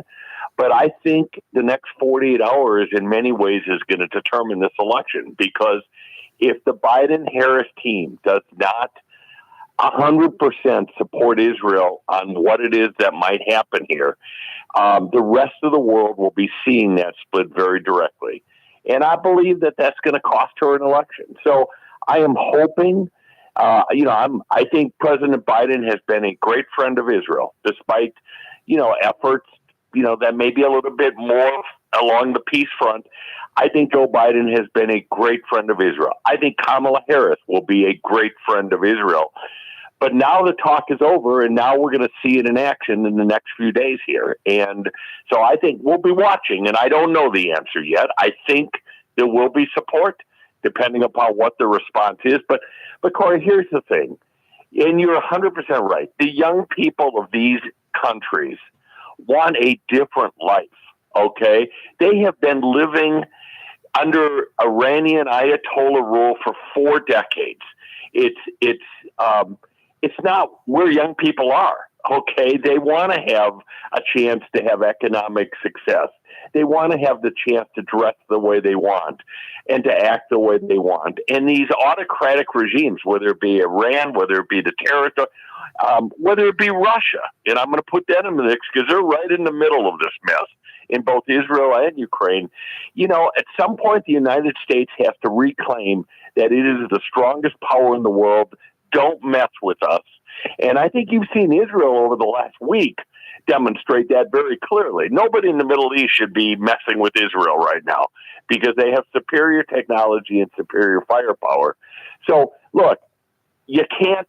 You did it in April, Iran. You attacked Israel. Israel, his response was very limited. When you do it again, this time you deserve whatever is going to come your way, and we're going to see over the next day or two. And Corey, it's an interesting time period for all this to happen. Hopefully many of your listeners know this, but tomorrow night is the beginning of the Jewish New Year, Rosh Hashanah, which is, between that and Yom Kippur is the holiest time of the Jewish year. And it's just almost unbelievable that we're in the middle of this conflict as we enter the new year tomorrow night. I've been very critical of Netanyahu on this program, but I thought what he said in the last couple of days, that speech directed to the Iranian people, I thought that was brilliant, Arnie. Yeah, I do too. I also, it's fair game to criticize leadership, whether it be in America, whether it be in Israel. I mean, we are both democracies, and I certainly have some issues with Bibi Netanyahu as the prime minister. But I just listened to to Naftali Bennett, who, served in that role, who is not an extremist in any way, but a very fair-minded, intelligent leader who, candidly, I think wants to become the next prime minister. And he said it very directly. He said, you can't accept another country launching 180 ballistic missiles. I mean, but for the grace of God, nobody was killed. I mean, had those missiles gone astray, had there been people not in the shelters abiding by, some of the requirements that you put down, I mean, you could have had 1,000 people dead. So again, I think you have to do this, and I think it's really important that the message be given, Corey, as you're suggesting, to the people, Palestinian people, Lebanese citizens, Iranian citizens. The beef is not against you. And in fact, we want you to live a different life. We want your government to be different, so you're not living under terrorism or not living under autocracy in the case of Iran. You will have a better life. And, these countries, Corey, you know this, the Lebanese, the Palestinian, the Iranians, the young people are some of the most intelligent people in the entire world. Okay, these are not stupid young folks. These are very educated, intelligent people, and they themselves don't know how to make that change of their governments, and they're suffering because of it. So maybe this all could lead to something good. I know this. Israel cannot continue decade after decade to live in a state of war. That's not good for anyone. It's not what the future should hold. Between the Abraham Accords and the ability of maybe a deal with Saudi Arabia, there is so much opportunity, economic and otherwise. We just got to find the pathway to get there. Arnie, you said something interesting a few minutes ago. You're Jewish. I don't think obviously you don't speak for all Jewish people, but generally speaking, I think the majority of Jewish people in America are Democrat, are liberal, good or bad. That's what they are. Do you feel other Jewish folks are thinking like you, where they're probably going to vote for Harris, the majority of Jews in America? But if Harris and Biden don't aggressively support Israel and proactively do something to Iran, that the Democrats may lose the Jewish vote? Well, historically, the Jewish vote has been 70 to 80% voting for the Democratic Party. I think that is still going to be the case. There is a slice of American Judaism, candidly, a little bit more conservative, that is supportive of Trump and the Republicans, which is fine. I mean, we're not a monolithic group. Okay? Exactly. I mean, nobody is. Nope. And in Israel, they're also what?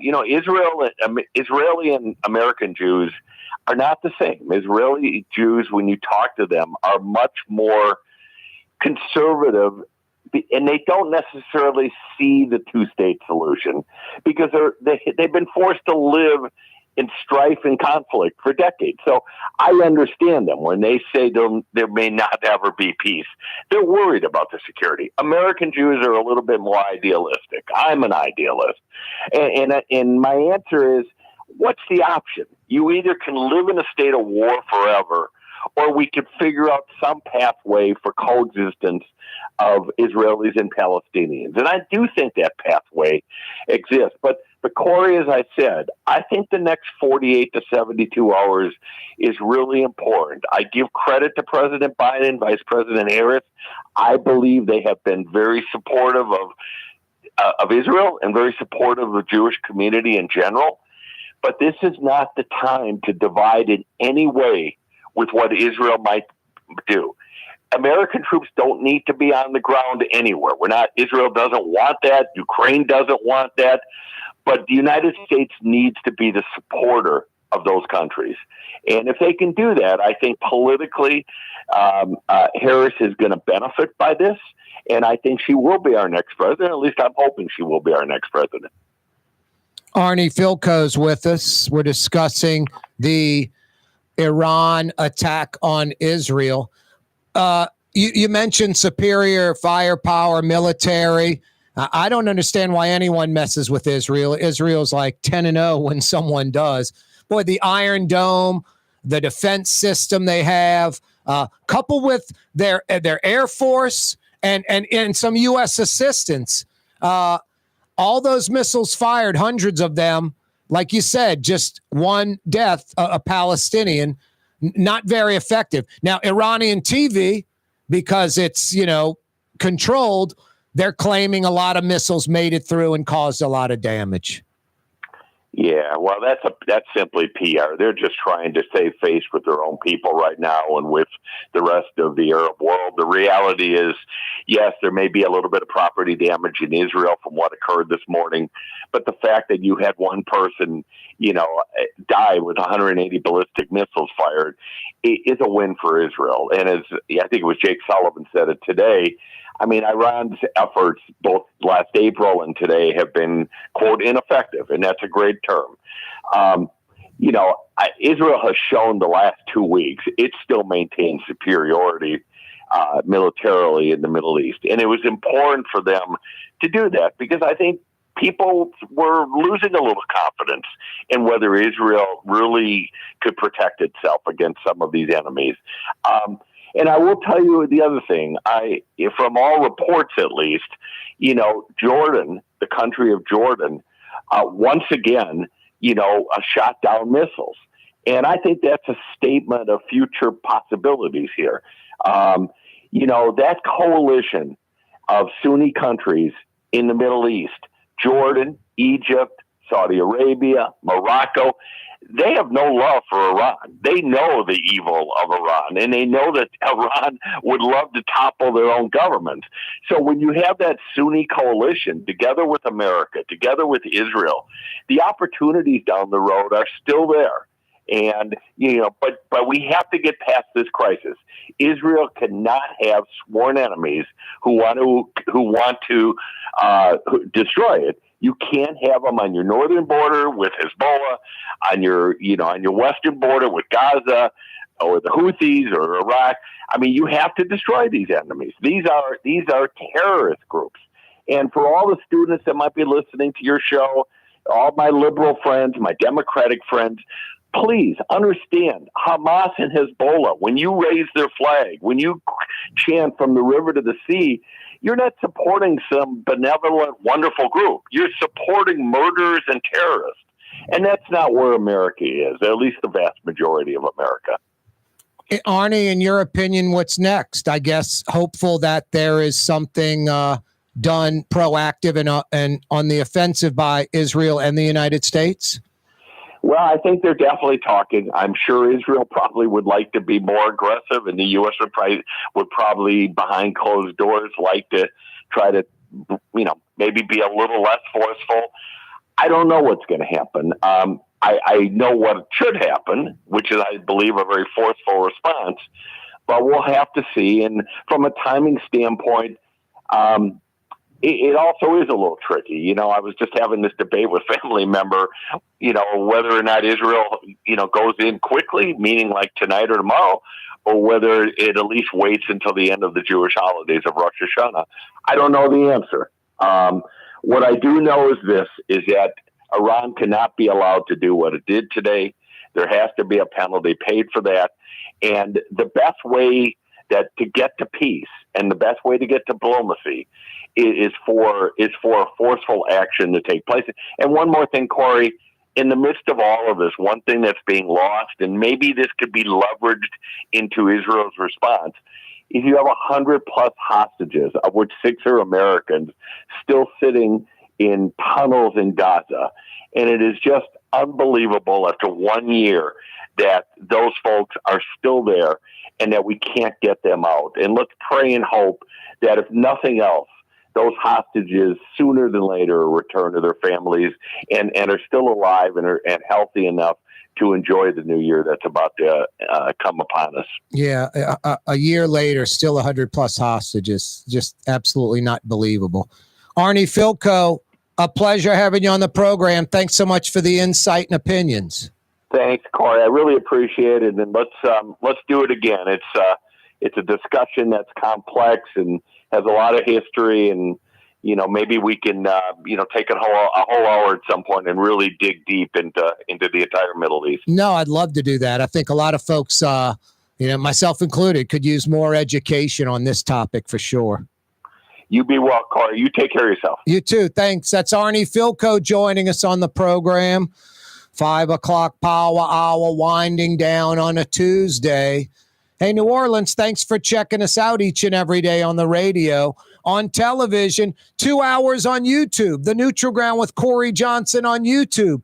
click to subscribe to our YouTube channel. Oh boy, there he is, Mr. Blue Boy. What's that, buddy? Ed Michel, Pat Connick, Arnie Fielkow. Good guess. You're right, buddy. They all were good. What else? 4. What are you playing, golf? 4 what? Slow down, buddy. Oh, tune in tomorrow at 4. I got you. Wide Open Wednesday, mañana. We'll see you then. Be there tomorrow afternoon. You're on the neutral ground with Corey Johnson on TV on Cox Channel 4 and Spectrum Channel 333. Also on YouTube, on radio at NOLA Talk 93.9 FM, WSLA New Orleans. It's 6 p.m.